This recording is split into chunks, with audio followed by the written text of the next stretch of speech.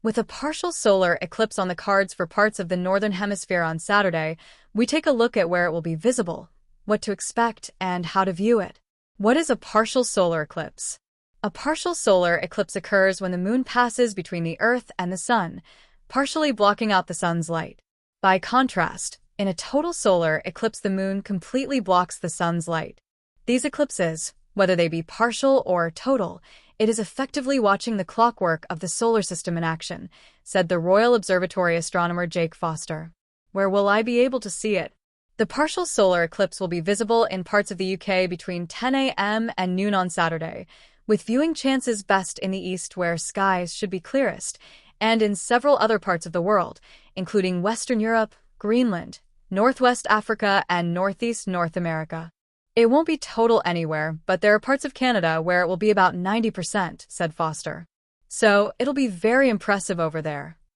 While he added the situation in the UK will differ based on location, in general between 30% and 40% of the sun is expected to be obscured. The best place in the UK is going to be further northwest, parts of Northern Ireland and Scotland where it's about 40 to 45%, Foster said. The weather forecast is actually looking quite good, as far as we can tell. So we're quite optimistic, he added. But those hoping for an eerie darkness to descend could be disappointed. The thing is, with a partial solar eclipse like this, with around 30 to 40% of the sun being blocked, if you're not looking up, you wouldn't really notice the difference, said Foster. In a partial solar eclipse, you're unlikely to notice it getting any darker or any colder in the same way you would during a total eclipse. You really do have to be observing it to really see its effects. The timing of the event also differs by location, but in London it will begin at 10:07 a.m., with the moon reach its maximum coverage of the sun at 11:03 a.m. before ending at noon. How can I view it safely? If people want to directly view it, to actually look up at the sun, they're going to need a pair of solar eclipse glasses or a solar viewer, said Foster.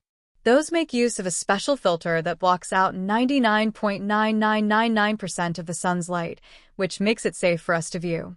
And, similarly, solar telescopes use similar filters. However, there are simple ways to view the partial solar eclipse indirectly. Foster recommends taking either a colander from your kitchen or a piece of paper with a small hole in it and holding this up so that the sun's light shines through the holes.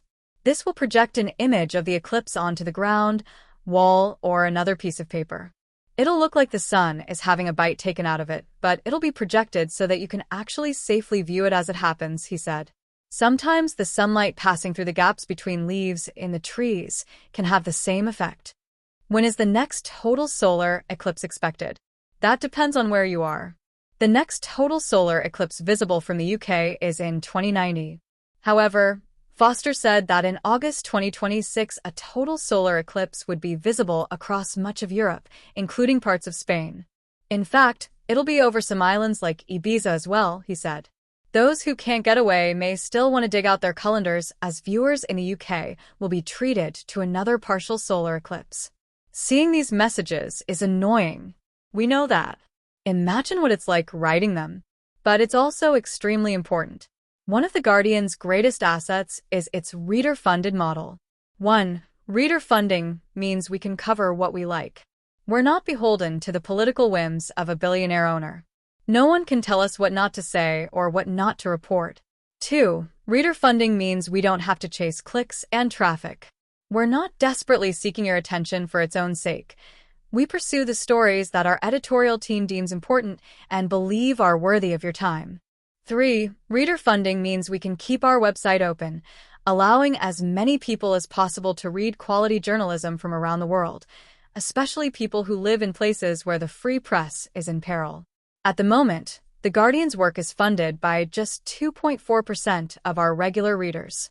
If you're in the other 97.6%, appreciate our work and believe that good journalism is important to protecting democracy in an age of misinformation, please consider joining the readers in Bangladesh, supporting The Guardian today.